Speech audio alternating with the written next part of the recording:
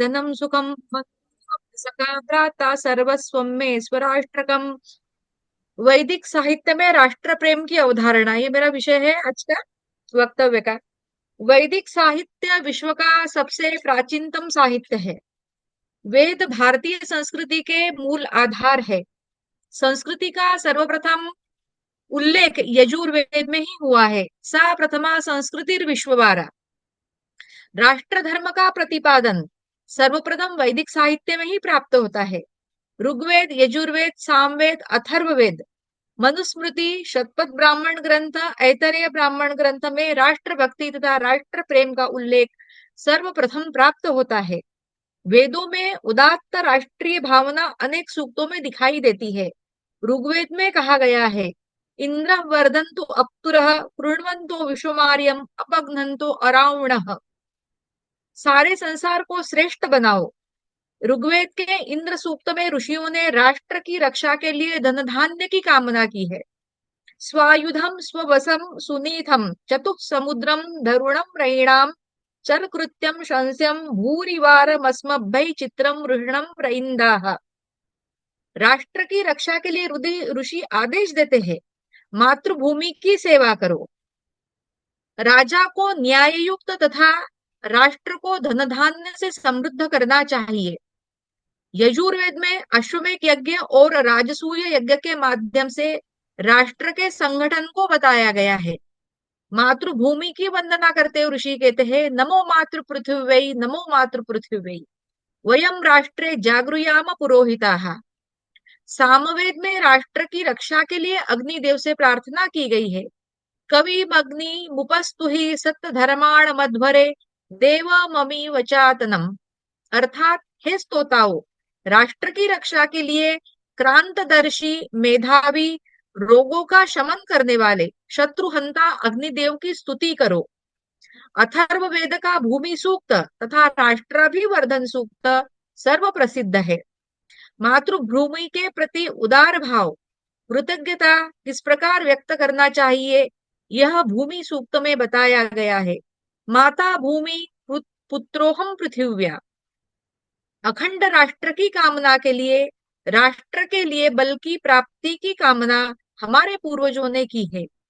राष्ट्रीयता की भावना हमारे पूर्वजों में विलक्षण प्रबल थी।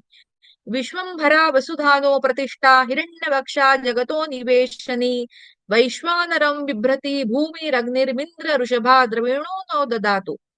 राष्ट्र की रक्षा के लिए पराक्रम, ज्ञान तथा शांति की आवश्यकता होती है। तपयुक्त राजा ही राष्ट्र की रक्षा करने में समर्थ होता है।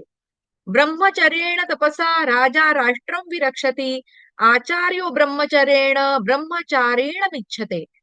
ऐतरेय ब्राह्मण ग्रंथ तथा शतपथ ब्राह्मण ग्रंथ में भी राष्ट्र प्रेम की भावना दिखाई देती है। ऐतरेय ब्राह्मण ग्रंथ में चक्रवर्ती साम्राज्य की कल्पना की गई है। शतपथ ब्राह्मण ग्रंथ में राष्ट्र को ही अश्वमेध कहा गया है। राष्ट्रम व अश्वमेध।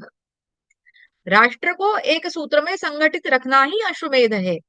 मनुस्मृति में इस राष्ट्र को आर्यावर्त व ब्रह्मावर्त कहा गया है। आ समुद्रात् तु वै पूर्वादा समुद्राश्च पश्चिमात् तयोरेवांतरो गिरोर आर्यावर्त विदुर्बुधः। पूर्व समुद्र से पश्चिम समुद्र तक हिमालय और विंध्य के मध्य के देश को आर्यावर्त के रूप में जानना चाहिए। सरस्वती और दृषद्वती नाम की नदियों के मध्य का जो देश है, देवताओं द्वारा निर्मित उस देश को धर्मज्ञ लोग ब्रह्मावर्त कहते हैं। सरस्वती दृषद्वत्योर देव नद्योरदंतरम तम देव निर्मितम देशम ब्रह्मावर्तम प्रचक्षते। वेदों में राष्ट्र ध्वज की कल्पना। ध्वज की परंपरा भारतीय संस्कृति की प्राचीन परंपरा है। अथर्ववेद के निम्न मंत्र में राष्ट्र ध्वज का स्पष्ट उल्लेख प्राप्त होता है। एता देवसेनाः सूर्यकेतवः सचेतसः अमित्रान्नो जयन्तु स्वाहा। सूर्य पताका के समान वाली ध्वजा शत्रु सेना का नाश करे। धूमाक्षी संपततु पृथुकरणी च क्रोशतु त्रिशैधे सेनया जिते अरुणा संतु केतवः। रक्त वर्ण वाले ध्वज शत्रु सेना का नाश करे। इन मंत्रों के अनुसार वैदिक काल में राष्ट्रीय ध्वज लाल रंग का होता था। उस पर श्वेत रंग का सूर्य प्रतीक चिन्ह अंकित होता था। लाल रंग का अर्थ पराक्रम, साहस और तेज का प्रतीक होता था। शांति श्वेत रंग शांति का प्रतीक, सूर्य को ज्ञान और प्रकाश का कारक माना जाता था। इन सबका सम्मिलित अर्थ पराक्रम, शांति एवं ज्ञान है। वेदों में राष्ट्र की शक्ति बढ़ाने में मैत्री भाव पर विशेष बल दिया गया है। राष्ट्र को सुसंगठित रखने में मित्रता पूर्ण नीति सर्वश्रेष्ठ साधन है। मित्रस्य हम चक्षुषा सर्वाणि भूतानि समीक्षे, मित्र से चक्षुषा समीक्षामहे। हम सब साथ साथ चले, साथ साथ मधुर वचन बोले, परस्पर समान हृदय वाले हो। हम सब द्वेषादि रहित होकर परस्पर प्रीति पूर्वक व्यवहार करें। इस प्रकार वेदों में दिए गए विचारों का अनुसरण करते हुए राष्ट्र को प्रगति के पथ पर निरंतर अग्रसर करते रहे, यही कामना है, यही भावना है। संगच्छध्वं संवदध्वं संवो मनांसि जानताम्, देवा भागं यथा पूर्वे समजानानाम् उपासते। सर्वे भवन्तु सुखिनः, सर्वे सन्तु निरामयाः, सर्वे भद्राणि पश्यन्तु, मा कश्चित् दुःखभाग् भवेत्। भारत माता की जय। साधु साधु, बहुत सुंदर, बहुत बढ़िया।